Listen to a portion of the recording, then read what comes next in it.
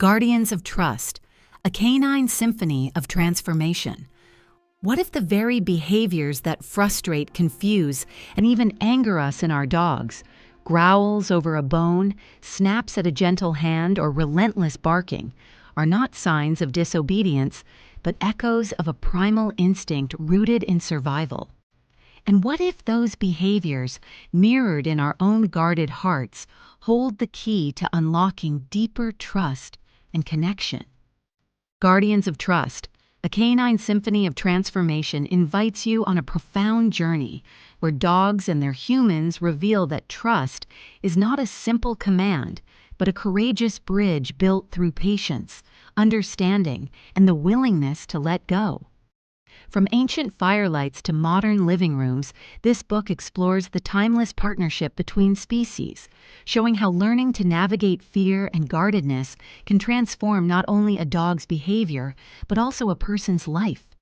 Through intertwined narratives, scientific insights, and poignant moments of vulnerability, Guardians of Trust is a story about more than dog training. It's about rediscovering the courage to share what we guard most dearly and forging a bond that transcends time, species, and fear itself. Prologue: The universal instinct. Every creature guards something. A towering tree anchors its roots deep into the soil, defending its claim against the creeping tendrils of neighboring plants. A river carves an unyielding path through the earth, holding its course tightly, even as rain and stone attempt to reshape it. A hawk circles the open sky, its sharp gaze vigilant over a fragile nest. At its core, life is a quiet battle to protect what matters most. And so it is with humans, and so it is with dogs. In the beginning, there was a flicker of understanding.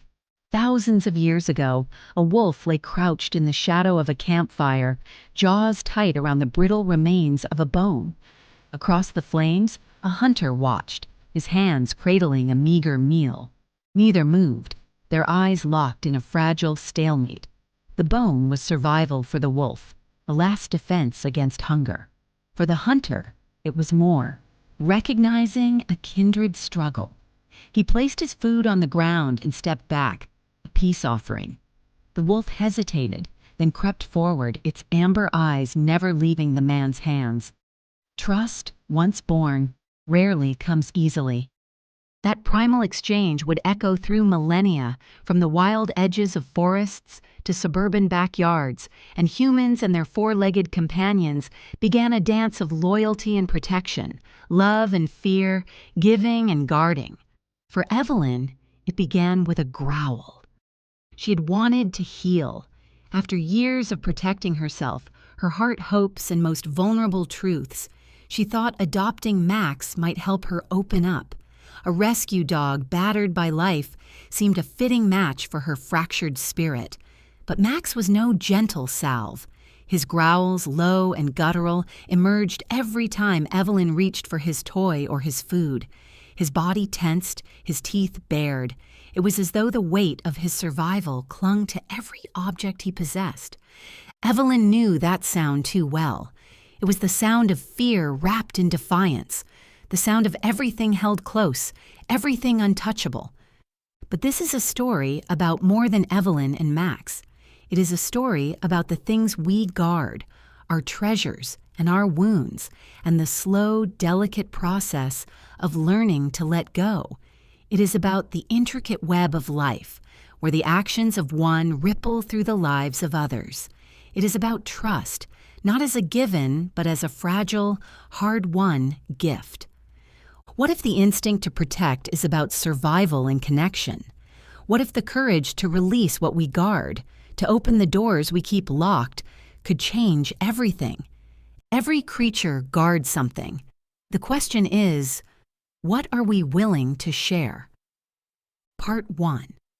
Echoes of the Wild. Chapter 1.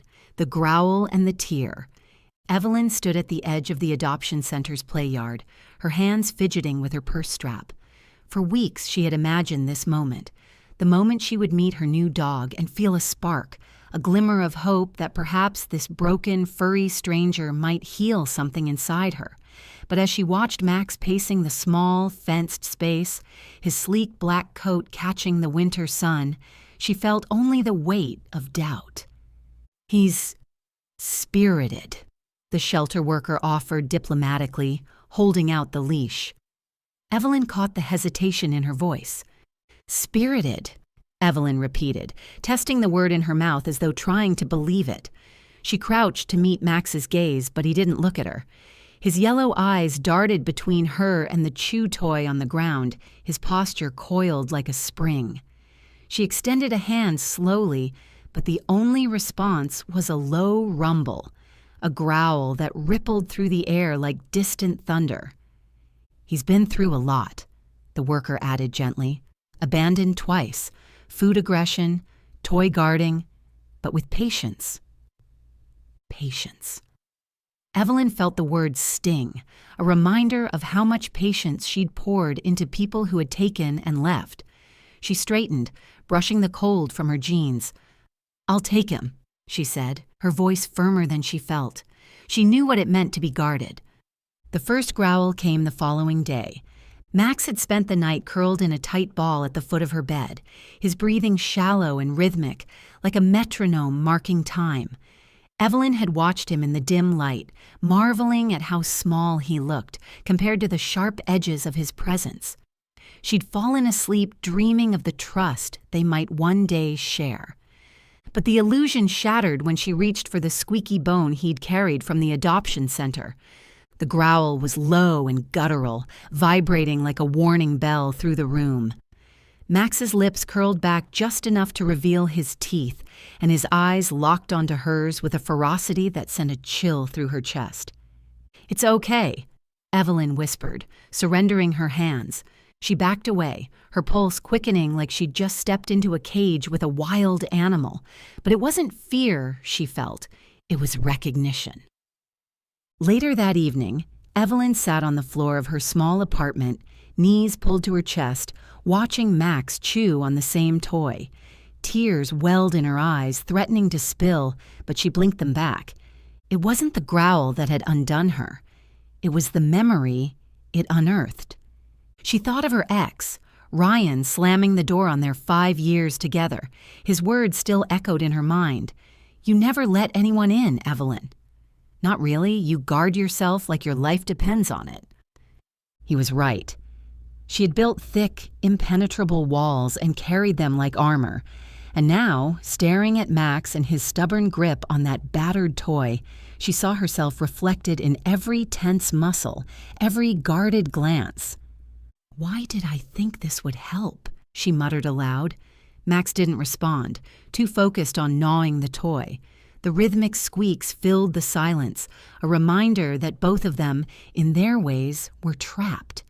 But then, as if sensing her despair, Max paused. He looked up, his golden eyes meeting hers for the first time without suspicion. The moment was fleeting, but it was enough to send a flicker of warmth through Evelyn's chest. "I guess we're both a little broken," she said, her voice softer now, "but maybe that's okay." That night, as Evelyn lay in bed listening to Max's quiet breathing, she thought of the growl not as a rejection, but as a message. Max wasn't angry. He was afraid, just like she had been, and maybe, just maybe, they could learn to trust each other. Before drifting off to sleep, she made herself a promise. No matter how hard it got, she wouldn't give up on him, because she understood what it was, to guard something so tightly you forgot how to let go. Chapter 2. A Fragile Start.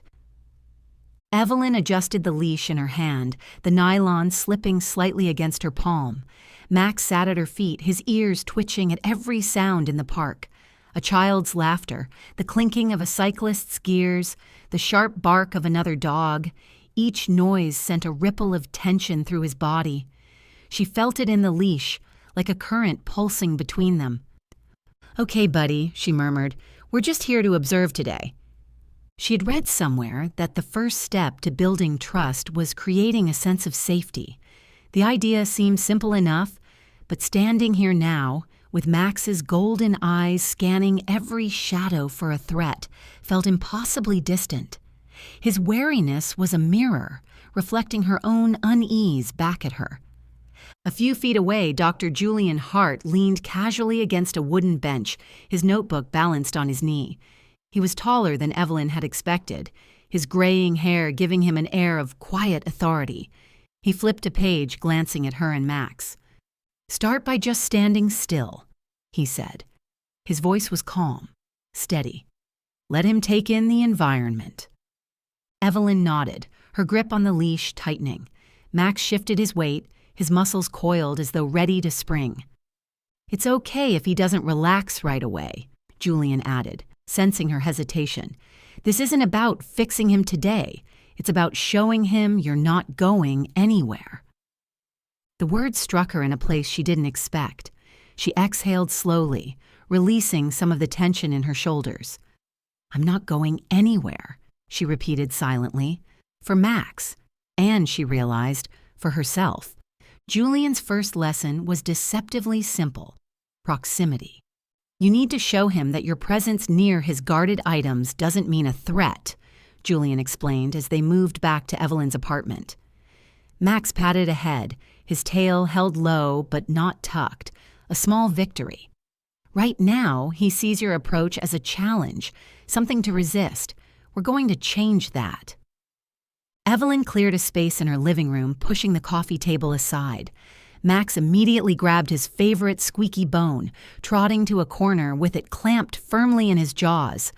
Evelyn crouched near the sofa, careful to stay at a distance. "Start here," Julian instructed, pointing to a spot a few feet away from Max. "You're going to sit there. Don't move toward him. Don't speak to him. Just be present." Evelyn hesitated, the weight of the task settling on her. "That's it? Just sit here?" Julian smiled faintly. "Trust doesn't happen all at once. It starts with silence." She lowered herself to the floor, crossing her legs beneath her. Max's eyes flicked to her, his ears flattening slightly. He gave a soft growl. Not a threat, but a warning. Evelyn didn't move. She kept her gaze soft, her posture relaxed, and waited. The minutes stretched thin. Max chewed his toy sporadically, his attention flitting between her and the squeaker. Evelyn's back ached, but she resisted the urge to shift. She thought of Julian's words. Trust starts with silence. And then something shifted. Max stopped chewing. His gaze softened, the growl in his throat fading into a quiet huff. He set the toy down, his body relaxing just enough to reveal a crack in his defenses. Evelyn felt her breath catch. It wasn't much, a moment of stillness, but it felt monumental. "That's progress," Julian said later as they stood by the door. "It's small, but it matters." Evelyn nodded, her mind still replaying when Max let his guard down. "How do I make it last?" she asked. "You don't," Julian replied. "Not yet. The goal isn't to make him trust you today or tomorrow. It's to teach him that trust is safe, that it's worth the risk." As he left, Evelyn lingered by the door, watching Max as he curled up on his bed. The squeaky bone lay a few inches away, unguarded. She realized Julian was right. Trust wasn't something she could take. She had to earn it one small moment at a time. And so she resolved to keep sitting, waiting and showing Max the one thing neither of them had been given enough of: patience. Chapter 3. Ancestral Echoes. The moon hung low over the savannah, casting its pale light across the earth like a whispered promise. Shadows stretched long, creeping between rocks and tufts of grass, hiding predators and prey alike. The air was thick with the scent of survival, blood, sweat, and the faint tang of decay. A lone wolf crouched in the shadows near the edge of a human campfire. Its fur was coarse, patched with scars, and streaked with the grime of countless battles. The remnants of a scavenged kill, a bone, gnawed clean but still fragrant with marrow, lay pinned beneath its heavy paws. Yellow eyes darted between the flickering flames and the man sitting beyond them. The man, too, was marked by survival, His skin bore the sun's wear, his arms taut with the strength of countless hunts. A spear rested at his side, its tip darkened with the stain of recent use, but his hands were still now, cupping a slab of roasted meat, its juices pooling in the hollow of his palm. He wasn't eating, he was watching. The wolf growled low, its throat vibrating with a sound that was both a warning and a plea. "Stay away," it seemed to say. "This is mine." The man did not flinch. His gaze held steady, not with challenge, but with curiosity, a quiet, dangerous patience. The wolf and the man were two predators at a crossroads, each familiar with the calculus of survival. They had faced the same enemies, stalked the same prey, and weathered the same storms. And now, for the first time, they faced each other not as competitors, but as something stranger, possibilities. In the weeks before, the man's tribe had been shadowed by a pack. A ragged group of wolves trailed their movements, their eyes catching the moonlight like shards of broken glass. The wolves had kept their distance, skirting the edges of firelight, scavenging what they could in the wake of the humans' hunts. Bones, scraps, a world's worth of discarded abundance. At first, the humans treated them as threats. Spears were raised, stones thrown, but the wolves were persistent. They did not attack. They lingered, starving but patient, their eyes fixed on the humans as though waiting for an invitation. And now, here was the wolf, closer than any had dared to come, its ribs stark beneath its fur, its hunger written in every sharp line of its body. The man knew what hunger did. It made you reckless. It made you brave. It made you imagine impossible things. The wolf shifted, its claws scraping against the bone. The man raised his hand, the motion slow and deliberate. He broke off a piece of the meat and tossed it across the fire. It landed with a soft thud just within reach of the wolf. The wolf froze, its body a study in tension. It sniffed the air, the scent of roasted flesh pulling at its instincts. But instinct also told it to stay back. The humans were unpredictable and dangerous. And yet, here was an offering, a strange, inexplicable gesture. The man leaned back, resting his weight on his hands. He did not press the wolf to approach. He waited. The wolf crept forward, its movements low and deliberate, its eyes never leaving the man. When it reached the morsel, it paused, sniffing again. Then, with a quick snap of its jaws, it took the meat and retreated into the shadows. The man smiled faintly, not a victory, but a beginning. By the next night, the wolf was there again, and the night after that. Each time, the man offered a little more, and the wolf grew bolder each time. Soon, it no longer retreated into the shadows. It ate within the circle of firelight, its eyes still wary but less desperate. And one night, when the man held the meat out in his open palm, the wolf took it directly from his hand. The other humans watched from a distance, murmuring among themselves. Some called the man foolish and warned that the wolf's teeth would one day find his throat. Others saw something different, an ally perhaps, or at least the spark of an idea. By the end of the season, the wolf was not alone. Others from its pack had begun to linger closer to the fire, their presence shifting from a threat to an uneasy truce. In time, that truce would grow into partnership, into loyalty, into something neither species could yet name. The bone beneath the wolf's paw had long since been forgotten, left behind in favor of the offerings that came each night. What began as fear and hunger had become something new, trust, or at least its fragile beginnings. The wolf lay by the fire now, its eyes half-lidded as the man carved a piece of meat. Across the flames, the man's gaze met the wolf's, and for a brief moment their shared world expanded.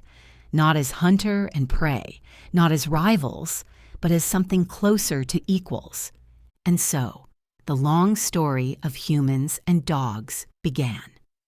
Part 2, The Choreography of Change. Chapter 4. The First Steps of the Dance. The pamphlet Julian had handed Evelyn was crinkled at the edges, its bright diagrams and bullet points promising clarity.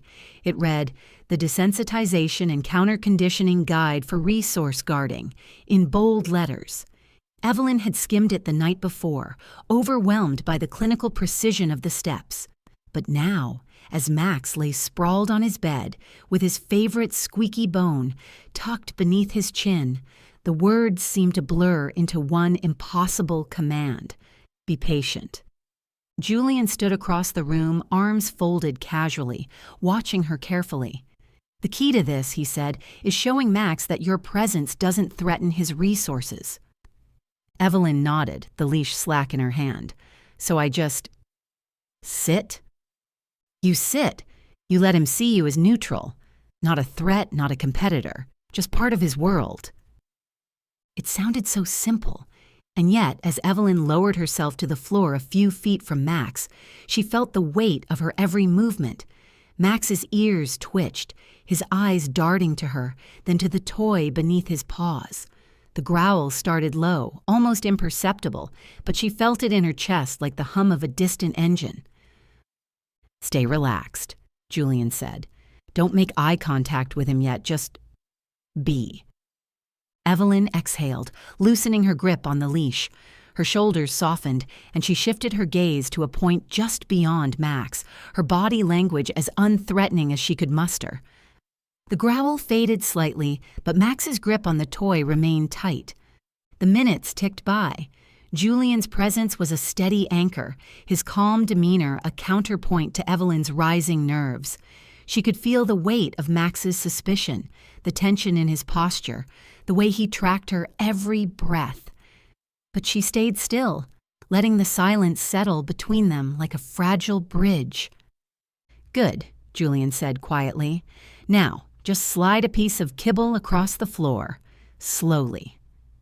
Evelyn reached into the pouch at her side, her fingers brushing against the small, dry treats.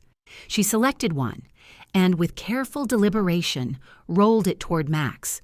The kibble came to a stop just a few inches from his front paw. Max stiffened, his nose twitching as the scent reached him. He didn't growl, but his eyes flicked between the kibble and Evelyn, weighing his options. After a long pause, he stretched his neck forward, snatched the treat, and retreated to his corner. "That's progress," Julian said, his voice warm with approval. "You're showing him that he can gain something from allowing you near."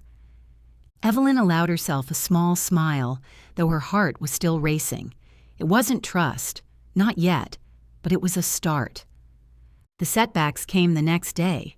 Evelyn had placed the squeaky bone on the floor, hoping to replicate the previous session's success. But this time, when she reached into the kibble pouch, Max growled sharply, his teeth bared as he lunged toward the toy. "Hey!" she yelped, pulling back instinctively.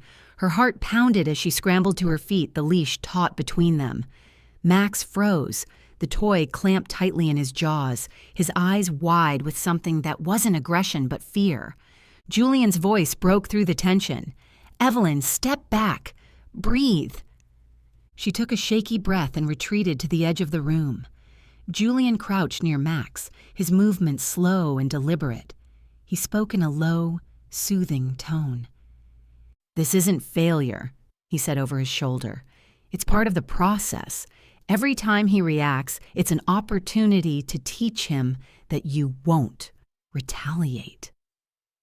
Evelyn swallowed hard, guilt creeping up her spine. "I shouldn't have reached for the pouch so fast." Julian shook his head. "Don't blame yourself. He's working through years of instinct, and so are you." Later, as Evelyn sat alone in her apartment's quiet, she replayed the scene in her mind, searching for where she had gone wrong. But as her thoughts spiraled, Max surprised her. He approached cautiously, the squeaky bone still in his mouth. He stopped a few feet away and stared at her, his eyes softer now, almost curious. Evelyn tilted her head, her heart catching. "What are you trying to say, buddy?" Max set the toy down, just for a moment, just long enough for Evelyn to see a crack in the wall he'd built. She didn't move, didn't reach for it. Instead, she whispered, It's okay. I'm here. And in that fragile silence, something shifted. A step forward, a shared understanding. The choreography of change was slow, messy, and full of missteps, but it was theirs. Chapter 5. The Echo of Old Wounds. Julian Hart's office was a study in contradictions. Framed degrees lined the walls, their polished glass gleaming under the soft overhead light, while the desk beneath them was a chaotic spread of notes, open books, and half-empty coffee mugs.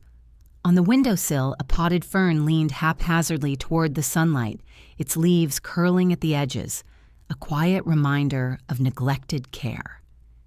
Julian sat in his worn leather chair, staring at his laptop screen. The cursor blinked against a half-written sentence in his manuscript. Resource-guarding behaviors emerge from a primal instinct to protect. He sighed and leaned back, rubbing his temples. The words felt sterile, hollow, a recitation of facts, devoid of the messy, emotional truths he had witnessed over years of practice. His gaze drifted to a photograph tucked into the corner of his bulletin board. A boy, no older than 10, stood grinning beside a shaggy golden retriever. The dog's tongue lolled to the side, its tail caught mid-wag. Julian's chest tightened at the sight. The boy was him, and the dog, Benny, was a ghost he could never quite exorcise. The memory came unbidden, as it often did. Benny bounded through the backyard, the sunlight catching the gold in his fur. Benny nudged Julian's hand with his nose when he cried after his parents' fights. Benny lying on the vet's cold table, his breathing shallow, as Julian's father explained in clipped tones why they couldn't afford the surgery. Julian had begged, "We can find the money. I'll work. Julian, stop," his father had snapped. "This is life. You can't save everyone." The words had cut deeper than Julian realized at the time. Benny had been gone by the following day. No goodbyes, no closure, just an empty leash and a hollow ache that settled deep in Julian's chest and stayed there. Evelyn's voice broke through the haze of memory, pulling Julian back to the present. She stood in the doorway of his office, Max sitting obediently at her side. The dog's posture was more relaxed than Julian had ever seen, his ears tilted forward, his body at ease. It was a small miracle. "We're ready for the next step," Evelyn said, her tone a mix of determination and uncertainty. She glanced at Max, then back at Julian. "Aren't we?" Julian nodded, gesturing for them to sit. "Let's see where we are." As Evelyn described their progress, Julian studied her carefully. Her voice was bright now, a spark he hadn't heard before. She spoke about Max with a kind of reverence, as though every small victory was a revelation. It reminded Julian of the early days of his career, back when he still believed that understanding behavior could heal even the deepest wounds. But as Evelyn continued, something in her words struck a nerve. She spoke about Max's initial resistance, his growls and snaps, and how she had learned to stay calm, to show him that she wasn't a threat. The parallels were impossible to ignore. Max's guardedness reflected Evelyn's, and Evelyn's careful patience mirrored the trust Julian had never learned to give. To Benny, to his colleagues, to anyone. That night, Julian sat in the quiet of his office, the photograph of Benny now resting on his desk. He thought about Evelyn's words, the shift he'd seen in Max, and the lesson that had taken him far too long to understand. Trust wasn't something you demanded. It wasn't dominance or control. It was the willingness to meet someone where they were, whether that someone was a dog or a person. It was showing them over and over that you wouldn't hurt them, that you wouldn't leave. Julian picked up the photo, his fingers brushing the edges of the frame. "I'm sorry," he whispered. The words felt small but necessary, like the first step onto a fragile bridge. He didn't sleep much that night. Instead, he worked. He rewrote the chapter of his manuscript, weaving in observations from Evelyn and Max, from other clients, and his own life. The sterile facts gave way to something deeper, something he hadn't allowed himself to write before, the truth of connection. By dawn, the last line of the chapter stared back at him. Trust is not the absence of fear, but the quiet, steady choice to move forward despite it. For the first time in years, Julian felt lighter. Chapter 6, Parallel Paths. The training center was a quiet hum of activity. On one side, Evelyn worked with Max, guiding him through the subtle dance of trust building. Across the room, other clients in Julian's program wrestled with their own struggles, each story unique, yet echoing the same themes of patience, resilience, and the fragile hope for change. 1. Sophie and the Labrador. Sophie's legs swung nervously from the bench as she watched her dog, Buddy, circle the space nervously. At 9 years old, she was the youngest participant in Julian's program, but her earnestness made her seem older. Buddy, a lumbering Labrador with a thick golden coat, had been Sophie's companion for 2 years. But since a traumatic experience at a crowded park, a child grabbing his collar too roughly, Buddy had become fiercely protective of his personal space.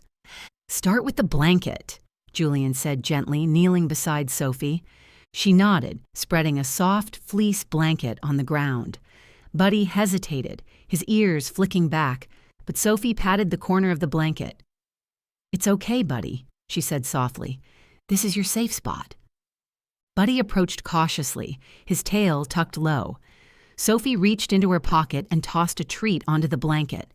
Buddy sniffed, then stepped onto the fabric, settling into a sit. "That's it," Julian encouraged. "Keep reinforcing. He needs to associate the blanket with comfort and security." The breakthrough came an hour later. Sophie knelt beside Buddy, stroking his fur as he lay on the blanket, his eyes drooping in relaxed contentment. Julian smiled from across the room, watching Sophie whisper, "You're safe, Bud. I promise." For Sophie, the lesson was clear. Trust didn't have to be loud or commanding. Sometimes it was as simple as showing up with quiet consistency. 2. Mrs. Callahan and the Spaniel. At 64, Mrs. Callahan was a retired teacher with a calm demeanor that seemed unshakable, until her Springer Spaniel, Archie, barked. The high-pitched yelps were relentless, echoing through the training center as Mrs. Callahan flushed with embarrassment. "Reactive," Julian explained after Archie's evaluation. "He's not aggressive, but he's hyper-aware. It's likely tied to overstimulation and fear." Mrs. Callahan listened intently, nodding as Julian outlined the plan. Counter-conditioning using gradual exposure. It started with small, controlled interactions, a stranger walking by the window, or a recording of distant barking. The first week was rough. Archie barked at every sound, his small body trembling with tension. But Mrs. Callahan remained steady.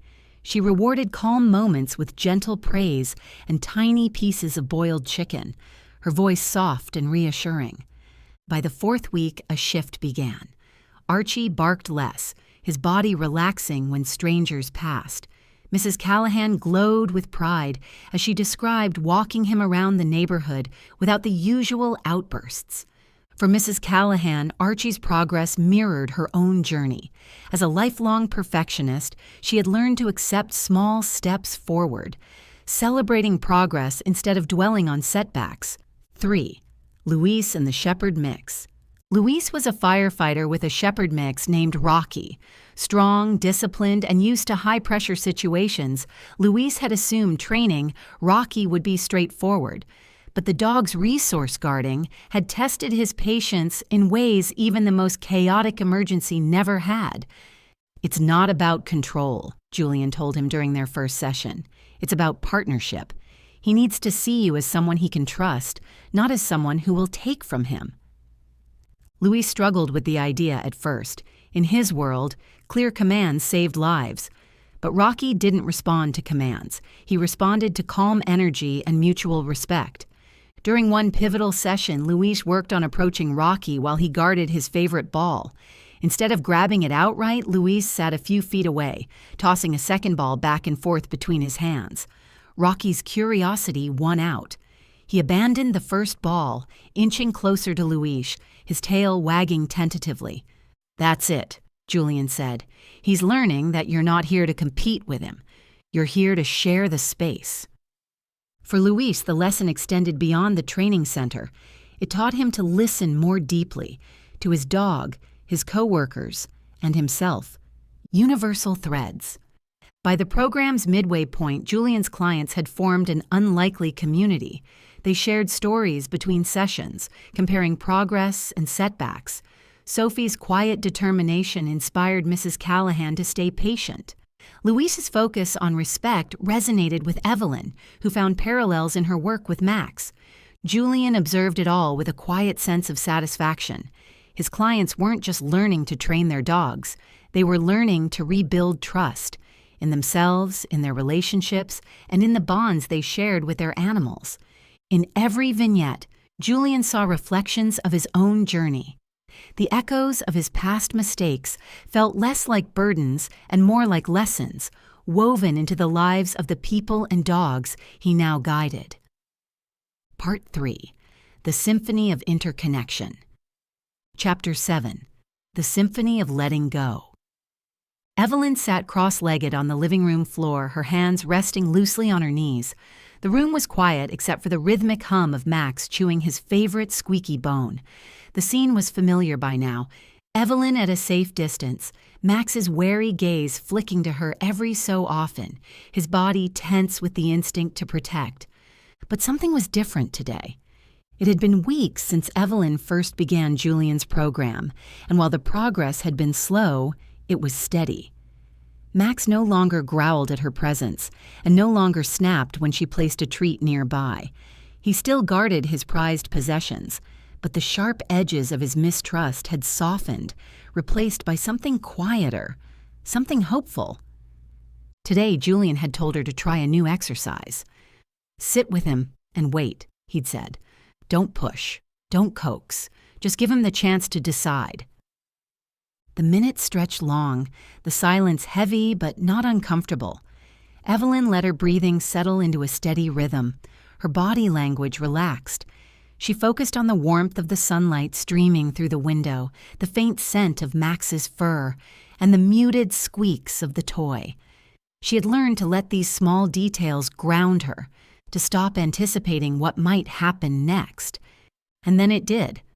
Max paused, his jaws stilling around the toy. He glanced at Evelyn, his golden eyes searching her face for something she couldn't name. Slowly, so slowly it felt like time itself had stopped, he released the toy, letting it roll a few inches away. His gaze lingered on her, waiting to see what she would do. Evelyn didn't move. She held her breath, her heart pounding in her chest, afraid any motion might shatter the fragile moment. And then Max did something she never expected. He nudged the toy with his nose, pushing it closer to her. It wasn't a full surrender. It was tentative and hesitant, but it was enough. Tears welled in Evelyn's eyes as she reached out, her fingers brushing the toy. "Thank you," she whispered, her voice thick with emotion. Max watched her, his ears twitching, and for the first time, she saw something in his expression she hadn't seen before: trust. That evening, Evelyn sat on her couch, her phone clutched tightly in her hand. The toy sat beside her, its squeaker silent but its presence monumental. She stared at the screen, her thumb hovering over a contact she hadn't called in years. Her sister's name. The fight had been ugly, a whirlwind of accusations and misunderstandings that had left both reeling. They hadn't spoken since. Evelyn had buried the pain deep, telling herself it was better this way, less messy, less vulnerable. But Max's earlier gesture stirred something in her, a realization she couldn't ignore. If a dog who had been abandoned, hurt, and mistrustful could take the first step toward letting go, maybe she could too. She pressed the call button before she could second-guess herself. "Evelyn." Her sister's voice was hesitant, unsure, the same tone Max had used when nudging the toy. "Hi, Kara." Evelyn's voice wavered, but she forced herself to continue. I know it's been a while, Her words caught in her throat. Kara's silence on the other end felt heavy, like the weight of years unspoken. But then Kara spoke, her voice softer now. "It's okay, Ev. I'm glad you called." Evelyn blinked back tears, her grip on the phone tightening. "I've missed you." "I've missed you too." Initially, the conversation was tentative, filled with starts and stops, but it flowed more easily as the minutes passed. By the time Evelyn hung up, her heart felt lighter. The barriers she had built were still there, but cracks of light had begun to shine through. Later that night, Max climbed onto the couch beside her, resting his head on her lap. She stroked his fur absent-mindedly, her thoughts drifting between their shared journey and the call with Kara. For the first time in years, she felt a glimmer of hope. Hope that trust, once lost, could be rebuilt, that guarded hearts could learn to let go. As she looked down at Max, his body relaxed against hers, she whispered, "You were right, buddy. Letting go doesn't mean losing. It means making room." And in the quiet of that moment, Evelyn understood. The small gesture Max had made was more than a breakthrough. It was a symphony of trust, connection, and the courage to move forward. Chapter 8. Julian's Revelation. The office was silent except for the soft clatter of Julian's keyboard. His fingers moved quickly, the words pouring out as though they had been waiting for years to surface.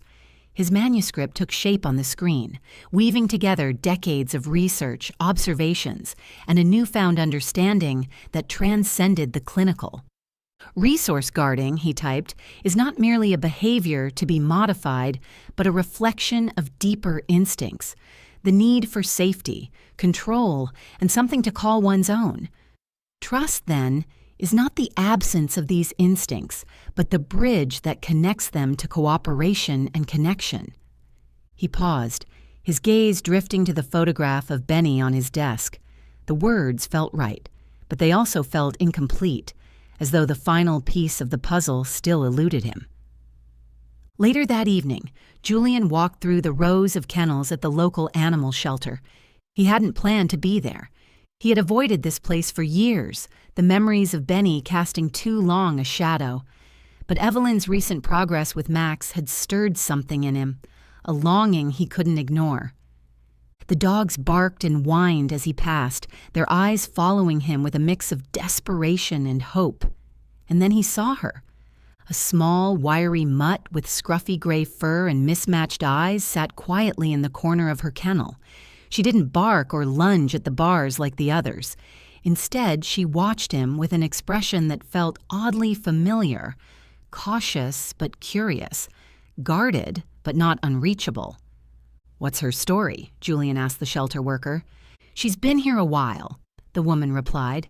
"Abandoned as a puppy. Doesn't trust easily, but she's sweet once she warms up." Julian nodded, his heart twisting. He crouched by the kennel, meeting the dog's gaze. "Hey there," he murmured. She tilted her head, her ears flicking forward. He didn't decide in that moment. He let himself sit with the idea, the weight of it pressing against the guilt he had carried for so long. But the adoption papers were signed when he left the shelter that night. The dog, whom he named Olive, didn't make things easy. She barked at every unfamiliar sound, flinched at sudden movements, and spent her first week in Julian's home pacing restlessly. Julian gave her space, applying the same principles he had taught Evelyn: patience, proximity, and the slow, steady work of building trust. One night, as he sat on his living room floor with a book in hand, Olive surprised him. She approached cautiously, her wiry tail wagging just enough to betray her curiosity. Julian stayed still, his heart pounding as she sniffed his hand. Then she leaned into him in a moment so small it might have gone unnoticed.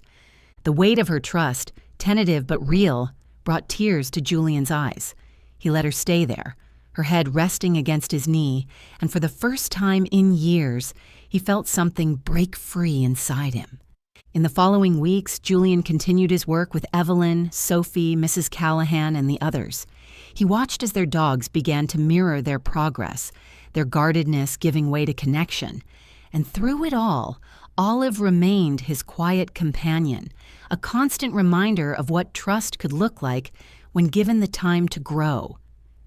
One evening, as Olive lay curled beside him on the couch, Julian opened his laptop to the final chapter of his manuscript. He stared at the blinking cursor, his fingers hesitating over the keys. Finally, he began to type. Trust is not earned through dominance nor won through force. It is a gift, freely given, born from the quiet moments of understanding and the shared language of patience. Dogs, like people, teach us that to let go of fear is to create space for connection. Ultimately, not the absence of guarding defines trust. It is the courage to share what we hold most dear. When he finished, Julian leaned back, his eyes drifting to Olive. She blinked up at him, her mismatched gaze steady and unguarded. He reached down, resting a hand on her head, and for the first time in years, he felt whole. Chapter 9. Ancestral Echoes Revisited. The fire burned low, its amber glow casting long shadows across the forest floor. The camp was quiet now, save for the occasional murmur of voices and the crackle of burning wood.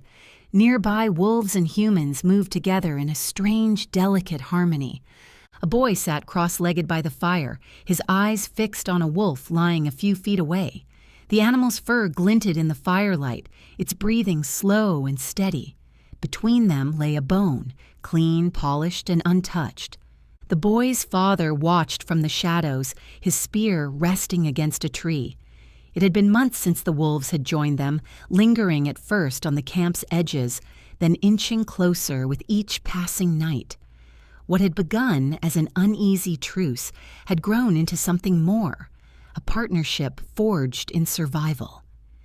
The boy reached out, his small hand trembling slightly. The wolf's ears flicked, its eyes narrowing, but it didn't move. Slowly, the boy slid the bone toward the wolf, stopping just short of its paws. The wolf hesitated momentarily, its golden eyes meeting the boy's. Then, with a single fluid motion, it took the bone and settled back, its body relaxed. The boy grinned, glancing toward his father, who gave a small nod of approval. The moment was brief, but its significance lingered in the air like the scent of smoke. In the days that followed, the wolves became more than companions. They became guardians. They patrolled the camp at night, their keen senses alerting the humans to dangers long before they arrived. They hunted together, the wolves flushing prey from the underbrush as the human spears struck true. The relationship was not without its challenges. There were growls, snaps, and moments of mistrust, but each time the humans and wolves found their way back to the fire, where trust was rebuilt in the shared warmth of the flame. Generations passed, and the lines between wolf and dog began to blur. The animals grew smaller, their features softer, their eyes less wary. They slept at the humans' feet, traveled with them across vast landscapes, and became woven into the fabric of daily life. And yet, the bond remained rooted in the same fragile truth. Trust was a choice, renewed each day in the quiet gestures of coexistence. Evelyn sat on her couch, her hand resting lightly on Max's head. His body was warm against her side, his breathing deep and even. Across the room, the squeaky bone lay forgotten, a relic of the guardedness they had both carried. She thought of Julian's words. Trust is the bridge that connects us, not the absence of fear, but the courage to move through it. She smiled, her fingers tracing the fur along Max's ears. We've come a long way, haven't we, buddy? In his quiet way, Max leaned into her touch, his trust as tangible as the weight of his head against her hand. In his study, Julian leaned back in his chair. Olive curled at his feet. He closed his laptop, and the final draft of his manuscript was complete. Outside the window, the first stars of the evening glimmered faintly, their light bridging the vast distance of time and space. Somewhere deep in Julian's chest, a weight lifted. Trust wasn't about forgetting. It was about forgiving. It was about stepping forward, even when the past threatened to pull you back. In the firelight of the ancient past, a boy and a wolf shared a quiet moment. In the firelight of the present, a woman and her dog, and a man and his mutt shared the same. The story was never about one moment, bond, or species. It was about the enduring truth that every connection, no matter how small, ripples outward, carrying with it the echoes of the wild, the warmth of the fire, and the symphony of trust. Epilogue: The Bridge of Trust. Every story begins with a threshold, a place where what we know ends and what we fear begins. The threshold was a bone placed tentatively between the boy and the wolf by the fire. For Evelyn and Max, it was a growl, low and trembling, that dared her to step forward anyway. For Julian, it was the quiet weight of Olive's head resting against his knee, a fragile invitation to heal what had long been broken. The bridge of trust is not built in a single moment. It is an accumulation of choices: to stay instead of retreat, to listen instead of speak, to let go instead of hold tighter. It is the smallest gesture: a hand extended, a treat offered, a pause that says, "I'm here and I'm not going anywhere." And it is not only dogs who guard what they hold most dear. Humans do it too. We clutch our fears, our scars, and our tender hopes close to our chests, unwilling to set them down where they might be seen, or, worse, taken. But trust demands vulnerability. It asks us to loosen our grip and believe that what we offer will not be used against us, but shared, honored, and cherished. Through the lens of science, resource guarding is a behavior, an instinct etched into the DNA of survival. But through the lens of life, it is a mirror. It reflects our deepest fears: the fear of loss, rejection, and not being enough. And it offers a way forward. Not through force, but through understanding. Evelyn learned this with Max, not in the grand triumphs, but in the small moments. The first time he didn't growl when she sat beside him, the first time he nudged his toy toward her, the first time his eyes softened with trust. Julian learned it with Olive in the quiet space between her pacing and her rest, where her mistrust gave way to curiosity and finally, connection.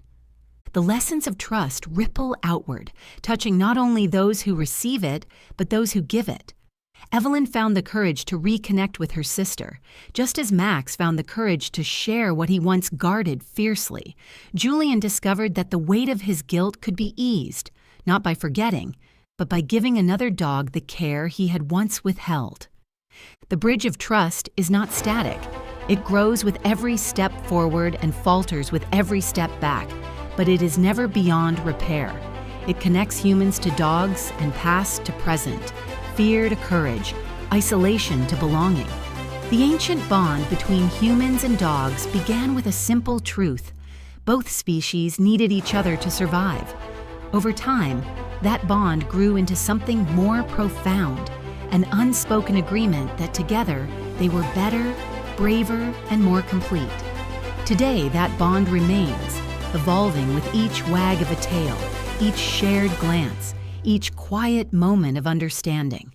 It is a reminder that trust is not a destination, but a journey, and that every step forward is a step towards something greater than ourselves. The story continues as the fire burns low and the shadows stretch long. In the space between growls and gestures, fear and forgiveness, dogs and their humans teach each other the same lesson. What we guard most fiercely is often what we most need to share. And so the bridge of trust endures, spanning the distance between hearts, built not of dominance or submission, but of patience, connection, and the quiet courage to let go.